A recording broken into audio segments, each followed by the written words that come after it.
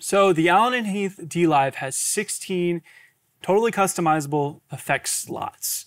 What is an effect slot? Well, the way I like to think about it is it's a invisible rack unit. If you were in a studio, you could have up to 16 reverbs or 16 delays. In the configuration window under your mix rack settings, you have the ability to automatically add 8 mono effects. When you do that, dLive will automatically patch 8 sends and returns to the first 8 effect slots. So we've already done that. If you see over here, we've got effects set to 8 mono buses. So if I go look at my effects, besides the first one that I accidentally unassigned, you'll see that if I look at the back panel, 2, 3, 4, 5, and so on and so forth are all patched from mono effects bus 1 through 8. And then the return is its own channel. So the return, unlike certain consoles, it does not eat up a channel. It's its own thing. Let's talk about what effects are available. So if you're on a regular console and you don't have the Ultra effects, you have still an insane selection of tools that you can go to. By selecting a rack here, clicking library, we can scroll up to the top and you can see that there's tons and tons of presets. Now, I have a lot of people say, Michael, what reverb do you use for this or that? I'll say, I don't know. I honestly just pull up the effects libraries and I just punch through until I find something that sounds good, and then I change that. I have never once just pulled in an effect and blindly started twisting knobs. I always start with the presets. So say you want a vocal reverb. Go to your reverb, find plate vocal, recall. Go back to that front panel here. Does it sound good? Yes?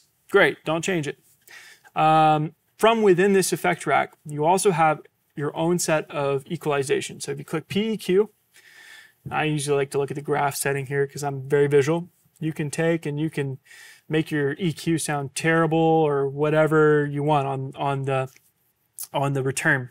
What is that useful for? Well, with my delay returns, I like to kind of filter them off quite a bit. So let's just do that. So I usually kind of chop it to right there. I mentioned this earlier, you can also change the width to go from super wide to super mono with this new update. One thing I really like about this console is that even if you don't have the send and return on the layers, it just puts it right below the effect rack. So I'm gonna find, so here's where on the surface, this effect is. So it is 5, my iVerb. So if I select this fader right here, you'll notice that this is changing that. So I don't have to burn a send for that. I can just put that right there if I wanted to. Same with the return. So I select the return right here.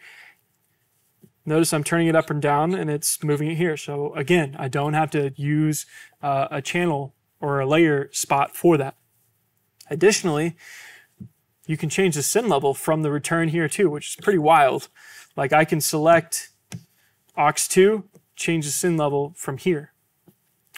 Because remember, you can also disable your sends on fader, and maybe you have that set up that way.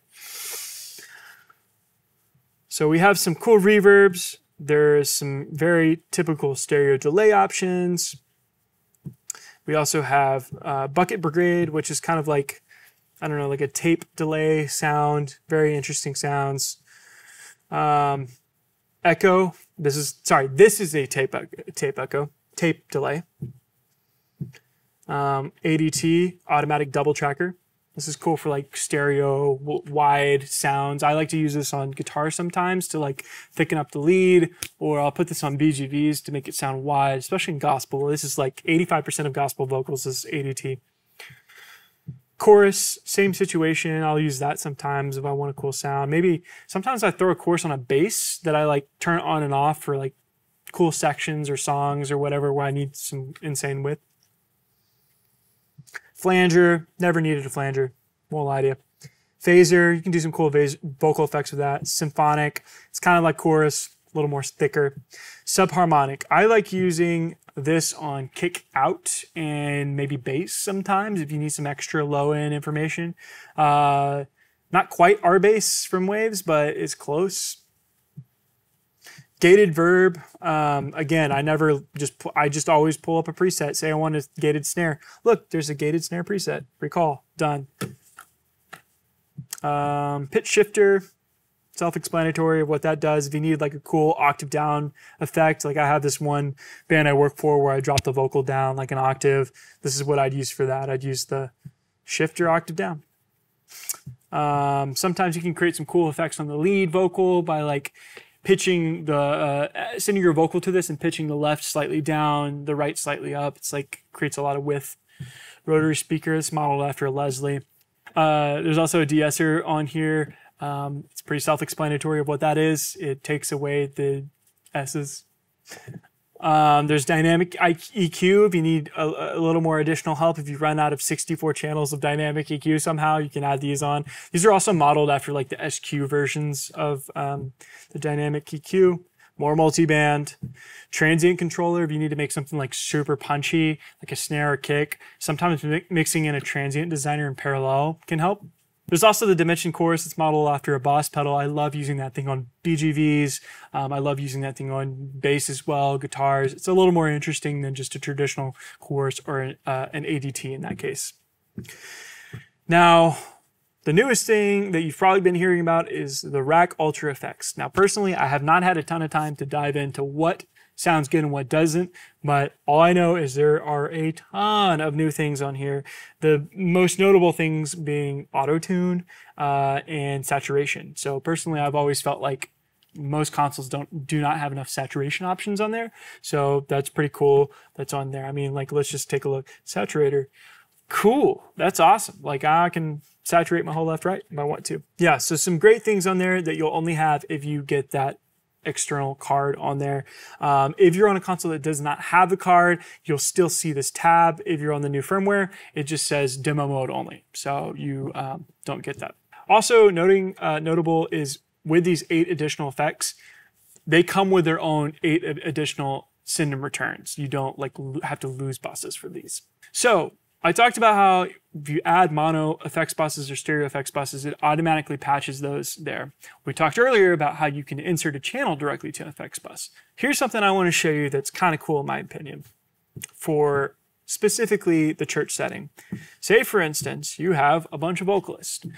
Vocalists love hearing reverb on their vocal. But if you set up a bus and send their vocal with everybody's vocal, it just muddies up their ears with BGVs and really verbed out BGVs. So what I like doing is I like going after all of my sends and returns and adding a few reverbs. So I'm going to go to rack 9 and I'm just going to go preset plate vocal just like I did earlier. Now, if you look on the back panel, you'll see patch from bus unavailable. That's because we only have 8 effect sends and returns, and we're on the 9th rack. So I could go over here and I could say, well, okay, I'm going to patch from a mono aux 1 or 2 or whatever. I could do that, but I'm going to eat up, if I have 5 vocalists or 6 vocalists, I'm going to eat up 6 buses to do that. And same with the return. I'm going to eat up 6 returns, which is 12 channels. Now, even on a 128 input desk, that is a lot of channels to eat up. Now, the cool thing about this desk is if you do patch from input direct out and you go find your vocal, like vocal 1, click apply, you'll notice that it automatically brings in effects return 9 and 10. So even though you're not using effects sends 1 through 8, it will still let you use returns 9 through 16 or whatever you haven't used yet. So that's important because you can very easily give everybody their own vocal return without using up buses. So insert applause right here. That's a really important thing to know. So now my vocal 1 is being sent to rack 9, which is this plate reverb. And then if I go to a blank layer, sorry, effects, I find 9 and then just drag it down. Now this 9 is my vocal return for that. With 16 instances of effects racks, you could do 16 racks of delay if you wanted to. So I'm going to go to 5. I'm just going to load a second delay. Now, the reason I'm showing you this is because there's a few little buttons that you need to be aware of. If you look on here, there is a switch that says local tap and global tap. When it is on local tap, you can only change the tap tempo by selecting the effect and going in there and tapping the time value or adding it to soft key. However, when you change it to global tap, your 19th button, which is by default the tap tempo, affects it. So if you have 8 different delays, they can all sync up to that one tempo. Additionally, there's another switch that changes from time value to BPM. So now you can see this is a BPM. So if